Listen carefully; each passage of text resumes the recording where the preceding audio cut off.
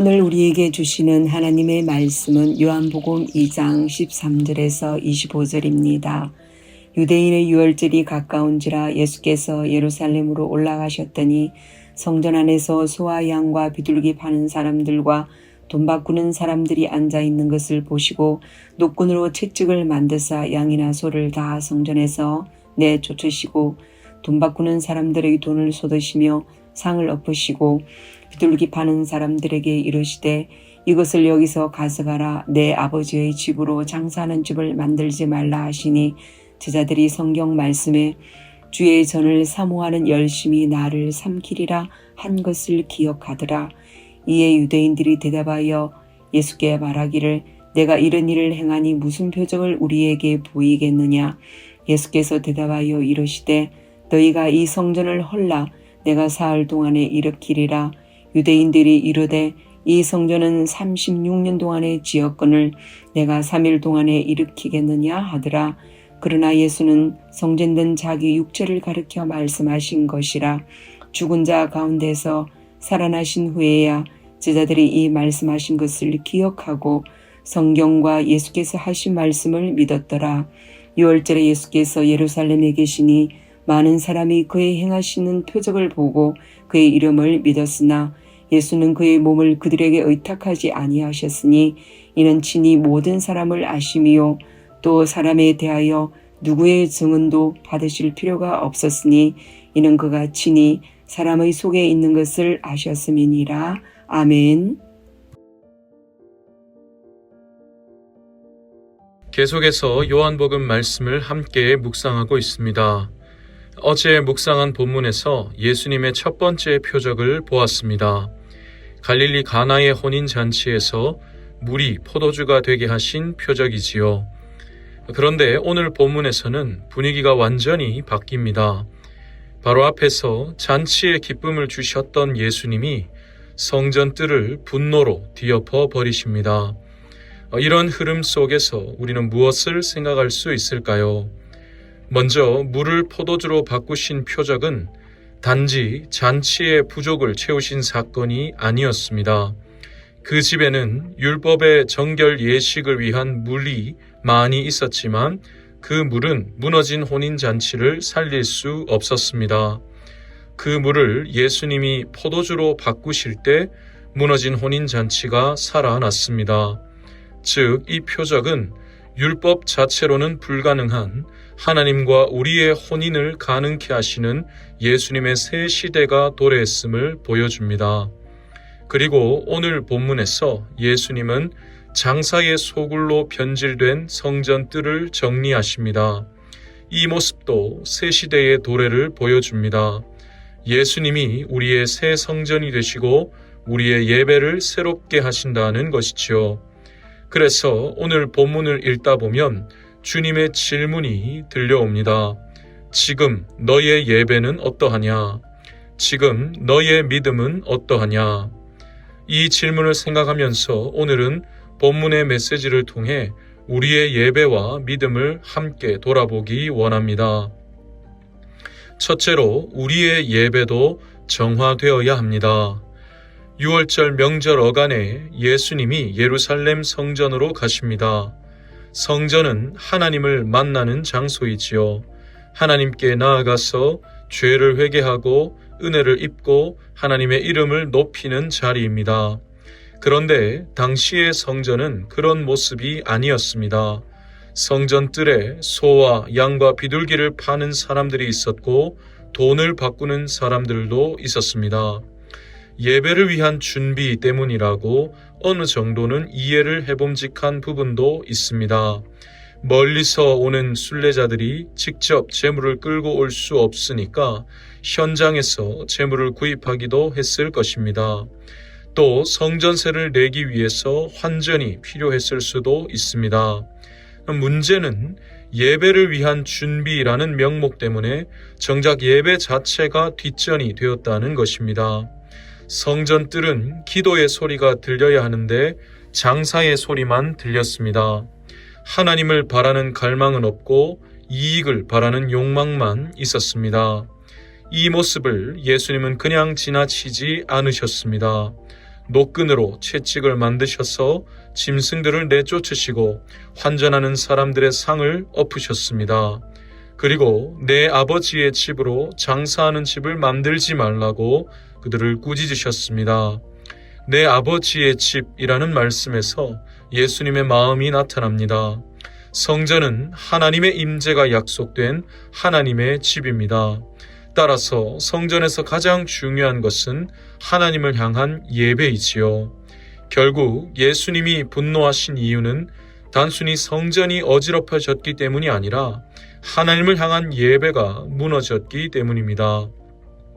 그렇다면 여러분, 오늘 우리의 예배는 어떻습니까? 본문에서 성전을 출입하던 사람들처럼 우리도 예배당을 출입하며 예배를 드립니다. 하지만 우리의 예배가 언제나 바르고 정결한 것은 아닙니다.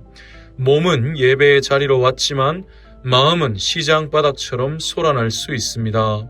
입술은 찬양과 기도의 소리를 내지만 마음은 계산과 거래로 가득할 수 있습니다. 심지어는 하나님을 향해서도 그럴 수 있습니다. 내가 이 정도로 기도했으니 하나님이 이 정도는 들어주셔야지요. 내가 이 정도로 헌신했으니 하나님이 이 정도는 상을 주셔야지요. 이런 것입니다. 만약에 그렇다면 그런 우리의 모습이 본문에서 성전 뜰에 앉아있던 그 장사꾼들과 무엇이 다르겠습니까? 겉모습은 예배의 모양일지 몰라도 중심에는 하나님이 아니라 내 욕심이 자리하고 있겠지요. 예수님은 그런 우리의 예배를 정화시키려 하십니다. 우리를 쫓아내거나 부끄럽게 하시기 위해서가 아닙니다. 도리어 다시 하나님 아버지께로 우리를 이끄시기 위해서 우리의 예배를 정화시키려 하십니다. 그러니 우리는 날마다 주님 앞에서 스스로 질문해야 합니다. 나의 예배에는 무엇이 들어와 있는가? 나의 마음에는 무엇이 자리하고 있는가? 내 안에 주님을 사랑하는 열심이 가득한가? 아니면 나의 욕심과 계산이 가득한가? 질문해야 합니다. 교회는 하나님 아버지의 집입니다. 교회에서 가장 중요한 것은 하나님을 향한 예배이지요. 주님은 오늘도 우리의 예배 가운데 오셔서 우리의 마음을 만지시고 우리의 예배를 정화시키십니다. 내 아버지의 집을 장사하는 집으로 만들지 말라고 말씀하십니다. 그 말씀 앞에서 부끄럽지 않은 우리 자신과 우리 교회가 되기를 진심으로 소원합니다. 둘째로 우리의 믿음도 변화되어야 합니다.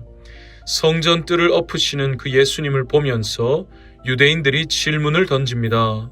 네가 이런 일을 행하니 무슨 표적을 우리에게 보이겠느냐? 네가 이런 일을 행할 만한 권위가 있는지 표적으로 우리에게 증명하라는 것입니다. 그러자 예수님은 이렇게 말씀하십니다.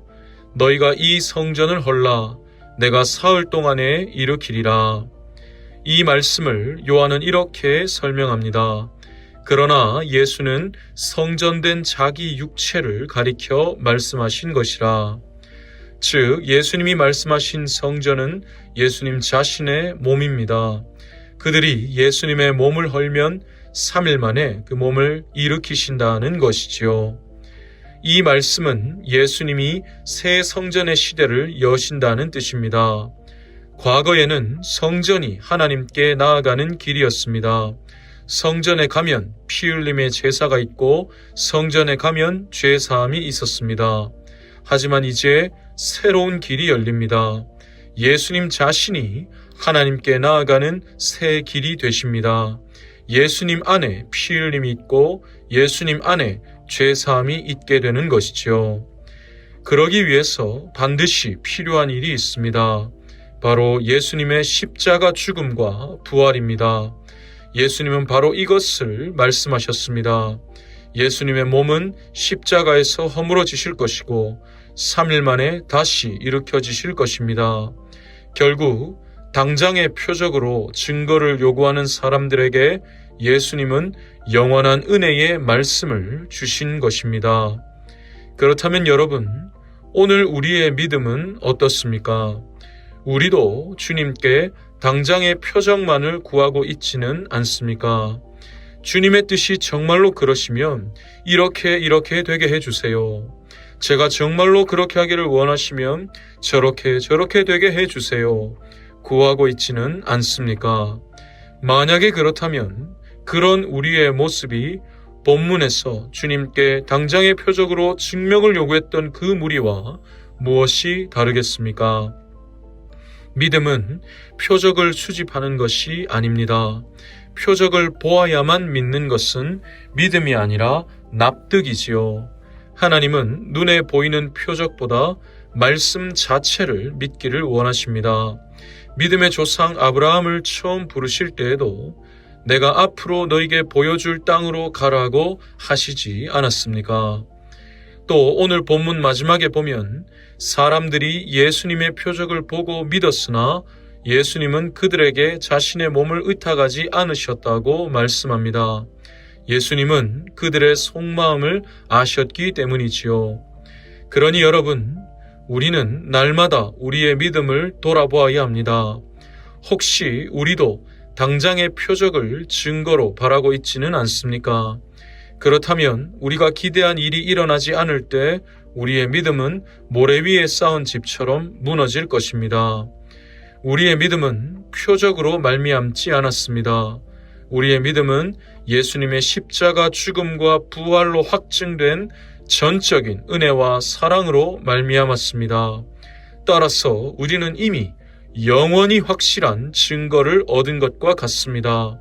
주님의 십자가 죽음과 부활로 나타난 영원한 은혜와 사랑이 우리의 믿음의 유일하고 영원한 근거입니다. 우리의 믿음이 그 유일하고 영원한 근거 위에 바로 설 수 있기를 진심으로 소원합니다. 말씀을 마무리하겠습니다. 예수님은 새 성전의 시대를 열어주셨습니다. 예수님 자신이 우리가 하나님께 나아갈 유일한 길이 되어주셨습니다. 예수님은 오늘도 우리의 예배가 정화되기를 원하십니다. 우리의 예배의 중심이 나의 유익과 계산이 아니라 오직 하나님만 향하기를 원하십니다.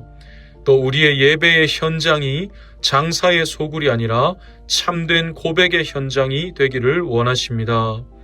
또 우리의 믿음이 변화되기를 원하십니다. 우리의 믿음이 당장의 표적을 의지하지 않기를 원하십니다. 우리의 믿음이 주님의 십자가 죽음과 부활로 확증된 영원한 은혜와 사랑 위에 굳게 세워지기를 원하십니다. 이 주님의 마음을 기억하면서 우리 모두 날마다 우리의 예배와 믿음을 돌아보기를 원합니다. 그래서 우리 모두 주께서 열어주신 새 시대의 은혜를 충만히 누리며 살아갈 수 있기를 진심으로 소원합니다.